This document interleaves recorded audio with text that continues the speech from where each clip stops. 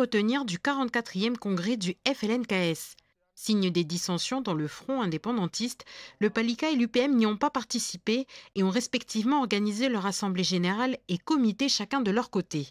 En ce qui concerne le FLNKS, les différentes forces présentes ont acté diverses motions après 2 jours de travaux.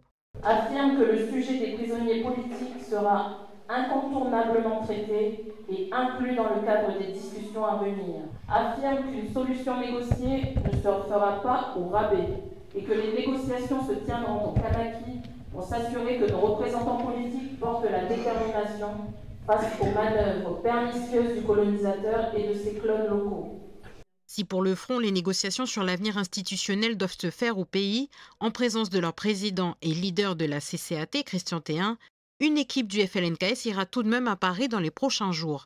Objectif, rencontrer le Premier ministre. François Bayrou souhaite réunir les différentes forces politiques début février pour reprendre les négociations. Un courrier partira dans les prochains jours pour signifier les attentes de notre congrès, signifier ce que nous on veut aller chercher en termes de calendrier, en termes de méthode, en termes de contenu et du format de discussion. Donc c'est des choses préalables qu'on va aller chercher. Il y a une équipe qui va aller là-bas dans le cadre d'une phase préparatoire. Pour nous, on ne discute que de la pleine souveraineté. La question des prisonniers politiques sera à l'intérieur et la question du président du FLNKS aussi. On reste déterminé, on a choisi de repartir sur la voie du dialogue pour toujours aller chercher la même chose. Des choses sur lesquelles le FLNKS s'est inscrit depuis sa création. Une démarche validée et soutenue par les militants, mais aussi par le Front international de décolonisation, une organisation créée vendredi dernier qui regroupe divers mouvements indépendantistes de territoire français. De son côté, l'UPM, réunie en comité à Dimbéa ce week-end, a confirmé sa présence à Paris début février pour défendre le projet qu'il porte avec le Palika. Nous parlons de souveraineté partagée. On a vu à la lumière de l'élection d'Emmanuel Tjibaou, chose historique, ça prouve bien que l'électorat a évolué. Les forces en présence, elles sont égales. Et donc, si on ne fait rien, si on continue dans la lancée de dire il faut continuer à défendre chacun sa vision, on ne va pas y arriver. On n'aura jamais de la stabilité. Et donc, nous proposons que l'État mette une proposition sur la table qui dise on va vers la souveraineté du pays. À nous, au travers des négociations politiques qui vont s'ouvrir, de définir la durée, dans combien de temps on accède, la manière et les modalités. Enfin, lors de son assemblée générale à Wailou, le Palika a également confirmé sa présence à Paris dans les prochains jours. Le Palika et l'UPM se rendent ensemble sous la bannière du groupe de l'Union nationale pour l'indépendance. On va vous laisser un petit peu patienter, ça commence à 15h30, le temps que tout le monde arrive. D'accord, ok. Après plusieurs mois de fermeture, le bruit des pas se fait à nouveau entendre au sein de la maison Cellière au Faubourg Blanchot. Ils étaient une vingtaine à s'être inscrits pour cette visite de réouverture. Son point de départ, l'histoire particulière de la famille Cellière, des colons arrivés en Nouvelle-Calédonie il y a plus de 130 ans. Monsieur Cellière était originaire de La Réunion. Marie-Olène, donc originaire de Païta, et puis leurs 3 filles. Donc Renée, ici, qui est née en 1906, et les 2 plus petites, Paul et Yvette. On en sait plus sur Renée, qui a été une figure, disons, très très connue à Nouméa. Eh bien, elle a été pendant des années et des années bénévole à la Croix-Rouge. Et sur la fin de sa vie, elle était devenue un peu toute courbée comme ça. Ça ne l'empêchait pas de galoper, de circuler avec sa voiture. Elle dépassait à peine du volant. Enfin, tout ça sont des images qu'on a tous gardées dans la tête. Construite 7 ans après leur arrivée, la maison Cellière s'inspire d'un style réunionnais, héritage du patriarche. À cette époque, la vie n'était pas la même. Il n'y avait pas d'électricité. On s'éclairait à la bougie et à la lampe à pétrole. Donc ça, c'est la lampe que l'on va déplacer de pièce en pièce avec soi, qu'on va déposer pour éclairer un endroit particulier. Si vous cousiez, par exemple, ou si vous faisiez vos devoirs, eh bien, c'était ça qu'il fallait poser le plus près de vous. Autre particularité, on lavait son linge à l'extérieur de la maison. Il n'y a que le lavoir qui a été gardé, c'est le lavoir d'origine. Et la citerne pour récupérer l'eau également. Donc ici, on dit assez facilement caisse à eau.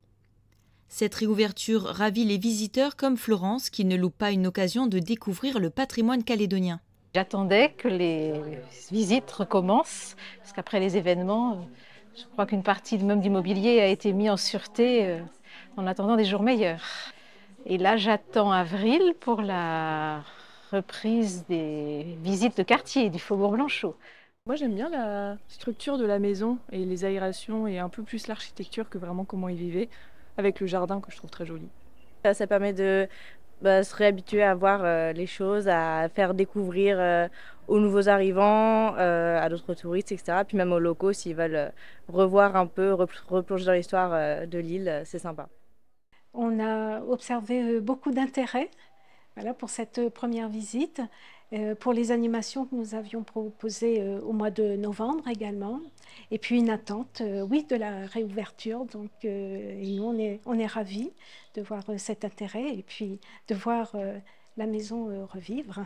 C'est l'association Témoignages d'un passé qui est chargée de faire vivre la maison Cellière grâce à des visites, des expositions et des animations autour du patrimoine du quartier et de la ville. Chaque mois, une visite guidée de la maison sera organisée et dès le 1er février, l'établissement sera ouvert au public du jeudi au samedi matin. Pour tout renseignement, vous pouvez vous rendre sur la page Facebook de l'association Témoignages d'un passé. Ils s'appellent Pagan et Rebelle. Ils sont préparés à intervenir à n'importe quel moment. Tu cherches. Là, belle, là. Ici. Préparation, entraînement, intervention, ces deux Malinois appartiennent à Svetlana, maître chien de la compagnie de gendarmerie de Koné. Depuis 17 ans, cette femme travaille avec ses compagnons à quatre pattes. Elle leur fait confiance pour mener à bien leur mission. On va aller travailler. Qu'est-ce que t'en penses? On va aller chercher. Ouais. Aujourd'hui, c'est un exercice en situation réelle que l'adjudant-chef propose à ces deux chiens qui ont des spécialisations différentes. Rebelle est une sans-bille. Depuis l'âge de 6 mois, elle travaille à la recherche de matière. Bon.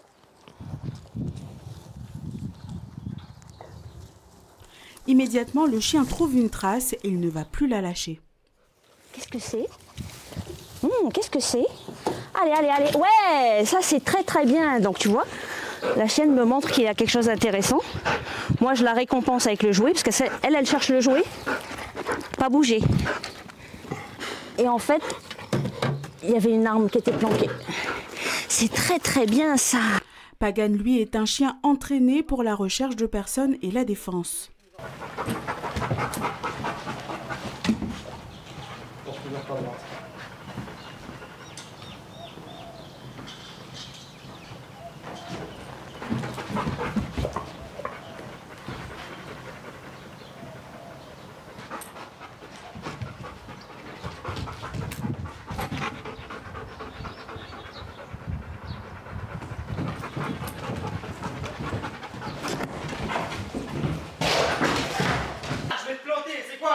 C'est quoi? Qu'est-ce qu'il y a? Hein? Qu'est-ce qu'il y a? Qu'est-ce qu'il y a?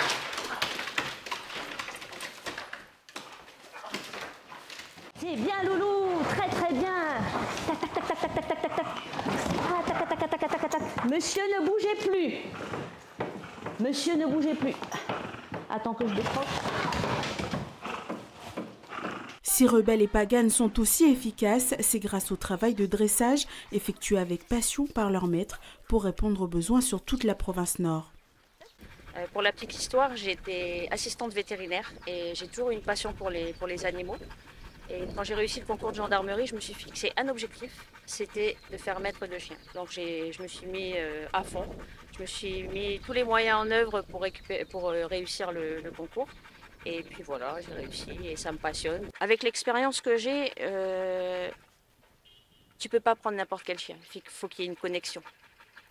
Déjà, toi, en tant que maître de chien, il faut que tu aimes ça. C'est un métier qui est passionnant parce qu'en fait, c'est pas tous les jours pareil.